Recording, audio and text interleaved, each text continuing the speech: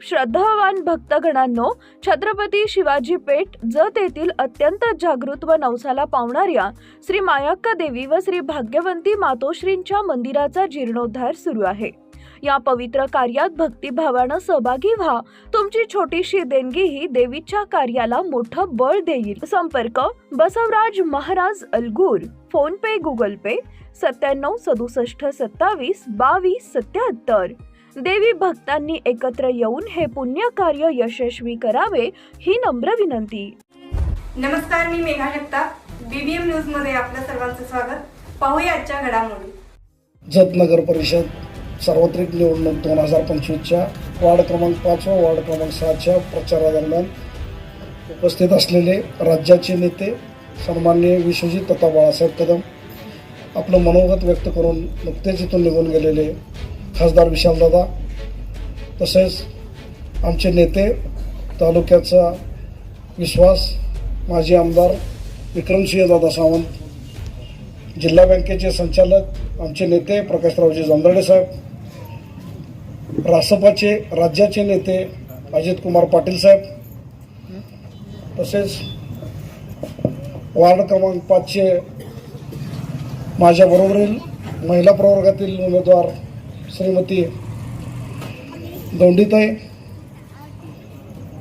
Ward क्रमांक 6 मधील उमेदवार विक्रमजी डोने, तसेच मनीषाताई माने।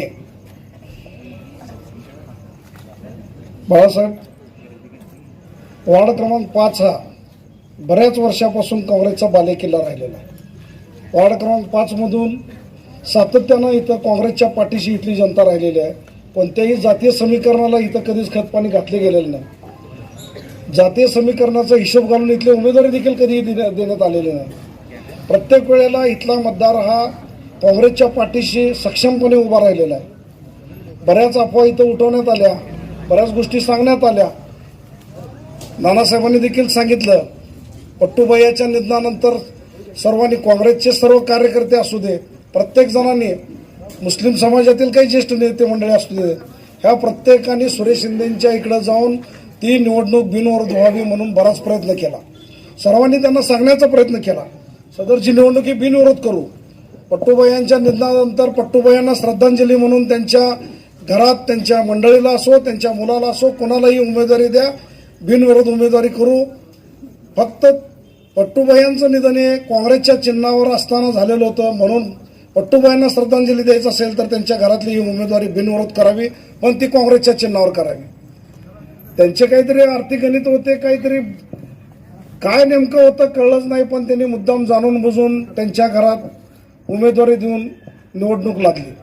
तरी देखील वार्ड क्रमांक 5 मधून काँग्रेसचे उमेदवार त्यावेळेला निवडून आले। प्रत्येक वेळेला हा वार्ड काँग्रेसच्या पाठीशी राहिलेला आहे, काँग्रेसच्या विचाराला मानणारा हा वार्ड आहे। परंतु स्वतःच्या हट्टाखातर प्रत्येक वेळेला कोणतं तरी गणित मांडायचं, कोणाचं तरी आर्थिक नुकसान करायचं, जाणून बुजून निवडणुकीत असं काही करायचं, उभा करायचं जेणेकरून त्यांचं नुकसान व्हावं। परंतु वार्ड क्रमांक 5 मधील जनतेनं कधी देखील या असल्या गोष्टींना भीक घातलेली नाही। आज देखील आम्ही जे उमेदवार दादांनी इथं दिलेले आहेत ते प्रत्येक जण गेल्या 10 ते 12 वर्षापासून दादांच्या माध्यमातून, दादांच्या मार्गदर्शनाखाली सामाजिक कार्यात सक्रिय आहोत। राजकारणाच्या वेळेला राजकारण करण्यात आलेलं आहे, पण इतर वेळेस प्रत्येक वेळेला आम्ही सामाजिक कार्यात सहभागी राहिलेलो आहे। दुसरी गोष्ट म्हणजे जे नगराध्यक्ष पदाचे उमेदवार आहेत, नगराध्यक्ष नगरपालिकेच्या इलेक्शन टू इलेक्शनच ते सक्रिय होतात। मागच्या वेळेला नगराध्यक्ष त्यांचा कमी मतानं पराभव झाला, मान्य आहे, परंतु त्यानंतर नगरपालिकेच्या किंवा शहराच्या कुठल्याही प्रश्नामध्ये त्यांनी कधीही लक्ष दिलेलं नाही, कोणतंही सामाजिक योगदान शहरासाठी त्यांचं नाही आहे। तरी देखील ते आता लोकांच्या समोर येतात, मला काम करायचं आहे, सत्ता तुमची होती, आमदार तुमचा आहे, ह्यापूर्वी देखील तुमचं राज्यात शासन होतं, केंद्रात शासन होतं, परंतु जतच्या प्रश्नासाठी एकदाही त्यांनी कधीही आवाज उठवलेला नाही। एखादं साधं निवेदन देखील त्यांनी नगरपालिकेच्या बाबतीत दिलेलं नाही, शहराच्या बाबतीतलं मागणी, कोणत्याही प्रकारची मागणी देखील केलेली नाही। आज ते कोणत्या तोंडाने इथं पुढे जात आहेत ह्याचा प्रश्न सगळा आम्हाला पडलेला आहे. तिसरे जे उमेदवार आहेत हे गेले 30-35 वर्षापासून जत शहरात सक्रिय आहेत. आज देखील त्यांना वयाच्या 68व्या वर्षी इथली नगराध्यक्ष पदाची निवडणूक लढवावी लागते. त्यांचं योगदान काय आहे? जत शहराबाबत त्यांनी कोणतं असं योगदान मोठं केलेलं आहे? कोणतं असं भरीव काम केलेलं आहे? कोणतंही काम भरीव काम त्यांच्याकडून सांगण्यासारखं नाही. कुठलंही कार्य नाहीये, कुठलंही सामाजिक कार्यात त्यांनी भरीव योगदान दिलेलं नाहीये. आज देखील त्यांना जतच्या रस्त्यात गल्लीबोळात फिरावं लागायला लागलंय. 35 वर्ष मी या शहरासाठी दिलो असं ते सांगतायत.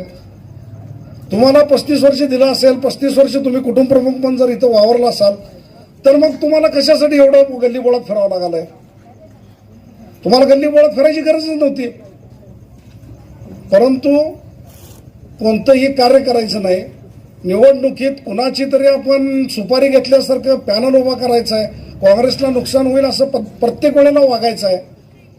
ह्या वेळेला जतमधली जनता ह्या गोष्टीला बोलणार नाही. जतमधली जनता सुज्ञ आहे, त्यांनी विचार केलेला आहे. कामाची माणसं कोण आहेत, कुणाला उमेदवारी दिलेली आहे, कशा पद्धतीने दिलेली आहेत. एकेका घरात एकेका कुटुंबातील 2-2, 3-3 उमेदवार दिलेले आहेत.